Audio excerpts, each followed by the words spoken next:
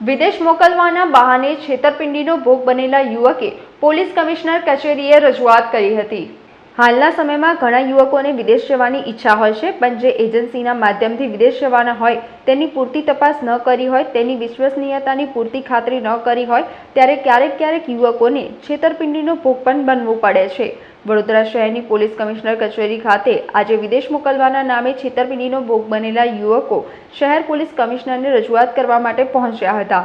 વિદેશ મોકલવાની લાલચ આપી બાદ પરમિટ અને વિઝા ન મળતા છેતરપિંડી થયેલ હોવાનો યુવકોએ અહેસાસ થયો હતો।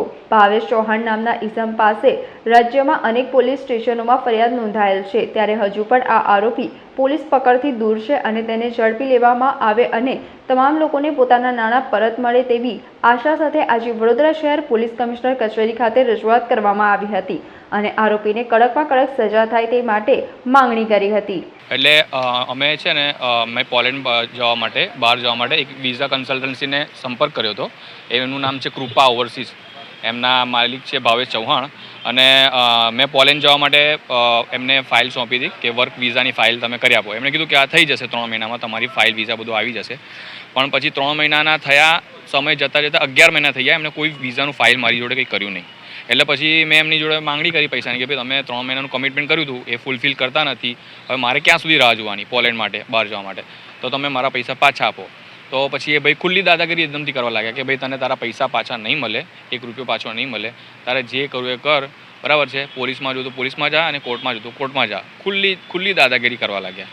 અને પછી પાછળથી જાણવા મળ્યું કે મારા જેવા ઘણા બધા લોકો છે જેમની સાથે બી આવું જ કર્યું છે, પૈસા લીધા છે અને કોઈ કામ નથી કરતા એ લોકો। અને એમને અને પછી અમે લોકોએ વડોદરામાં જેપી પોલીસ સ્ટેશનમાં FIR કરી અને એ લોકોએ જેપી પોલીસ સ્ટેશનવાળાએ તપાસ બી હાથ ધરી છે, પણ એ પાર્ટી હવે ટોટલી અંડરગ્રાઉન્ડ છે, બહાર નથી આવી રહ્યો અને પોલીસવાળા પ્રયત્ન કરે છે પણ હજુ બી એ અંડરગ્રાઉન્ડ જ છે। એટલે મારે ખાલી એટલું જ કહેવું છે કે ભાઈ અમને ન્યાય અપાવો, અમારા પૈસા પાછા અપાવો। આ કંપનીનું નામ છે કૃપા ઓવરસીઝ, એમના માલિકનું નામ છે ભાવેશ ચૌહાણ। 4 જગ્યાએ એમની ઓફિસ છે, સુરત, અમદાવાદ, કરજણ અને વડોદરા એમની હેડ ઓફિસ છે। લગભગ મારો અનુમાન બોલતો હોય તો લગભગ 200-250 જેવા છોકરાઓ હોઈ શકે છે, પણ એટલા હજુ બહાર નથી આવ્યા, પણ એનાથી બી વધારે હોઈ શકે છે। કરોડોનું કૌભાંડ છે આ તો। અને બરોડાના જ અમુક એવા વ્યક્તિ છે, અહીંયા સામે જ છે, એમના એક વ્યક્તિના તો 14 લાખ રૂપિયા છે અને અમદાવાદમાં બી એવા ઘણા બધા વ્યક્તિ છે જેના 12 15 લાખ 20 લાખ રૂપિયા છે। અમદાવાદમાં બી FIR પાડી છે 2 જગ્યાએ, સુરતમાં બી એક FIR પાડી છે, ભરૂચમાં બી FIR પાડી છે અને બરોડાની બી FIR પાડી છે। એટલે અમે બહાર જવાની આશાએ અમે વિશ્વાસના બેઝ પર અમે જે પૈસા આપતા હોઈએ છીએ, પણ અમુક વ્યક્તિઓ અમારા વિશ્વાસની સાથે રમી જાય છે અને પછી અમારી જોડે છેતરપિંડી કરે છે અને પછી અમારા સપનાઓ એ થઈ જાય છે। હવે આ તો અમારી અમાઉન્ટ તો કમ્પેરેટિવલી બહુ નાની છે, પણ જે લોકો વ્યાજે પૈસા લાવતા હોય છે કે એવી વસ્તુઓ અમુક ઘર ગીરવે મૂકીને સોનું વેચીને પૈસા લાવતા હોય છે, એમને તો બિચારાઓને એકદમ વધારે તકલીફ પડે, એ તો કોઈ ખોટું પગલું બી ભરી શકે। તો હવે આ રીતની જો છેતરપિંડી ચાલતી હોય તો આ લોકોને આગળ કડક પગલાં લેવા જોઈએ, નહીં તો પછી ભવિષ્યમાં તો આ તો વધારે મોટું કૌભાંડ થઈ જાય અને આ ધ્યાન રાખવા જેવી વસ્તુઓ છે। सर मैं ऑन द वे मुंबई से आई हूँ। मेरा नाम आरती नारंग है। मैंने कृपा ओवरसीज़ के नाम पे भावेश चौहान को 1,25,000 रुपये दिए।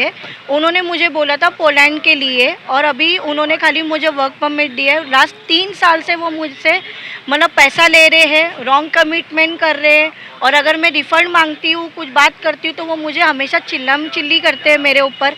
रिफ़ंड के मेल भी किए हुए हैं मैंने, उनके रिकॉर्डिंग भी रखे हुए। अगर मैं हर टाइम उनको बोलती हूँ सर मेरा स्टेटस क्या है, मैं कब तक बाहर जाऊँगी, तो वो मुझे बोलता है मैडम आपका प्रोसेस में है, टाइम लगेगा, पोलैंड में से टाइम लग रहा है, वीज़ा की एप्लीकेशन डाली है, वीज़ा नहीं मिल रही है। जब उनको मैं कहती हूँ कि सर मैं पुलिस स्टेशन जाऊँगी, 3 साल होने आए, तो कहते हैं आपको जो करना है कर सकते हो मैडम, मेरी हर जगह पे चलती है, मैं किससे डरता नहीं हूँ, आप पुलिस में जाके कंप्लेंट लिखाओ या किधर भी जाके लिखाओ, मुझे किसकी पड़ी नहीं।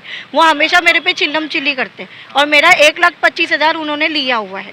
3 साल हो चुके हैं सर, कृपा ओवरसीज़ के नाम पे है। मैंने कंप्लेंट नहीं की है, अभी मैं इसलिए डायरेक्टली यहाँ पे आई हूँ और अभी कंप्लेंट रजिस्टर करने के लिए ही आई हूँ यहाँ पे। સમાચારોના સતત અપડેટ મેળવવા માટે લોકમત ન્યૂઝને યુટ્યુબ ઉપર સબસ્ક્રાઇબ કરો, બેલ આઇકોન દબાવો અને અમારી સાથે જોડાયેલ રહો ફેસબુક, ઇન્સ્ટાગ્રામ અને ટ્વિટર ઉપર।